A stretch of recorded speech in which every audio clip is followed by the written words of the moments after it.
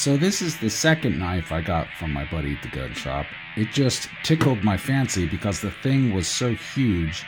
It's a Stiletto, the Colt 529, and it's the titanium model.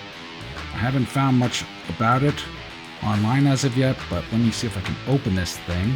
I have to do it off camera because it's so freaking huge. There we go. Titanium.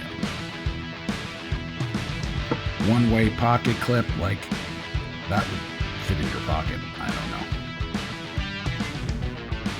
It's an interesting piece to say the least. I mean, looking at that knife and the length of my arm,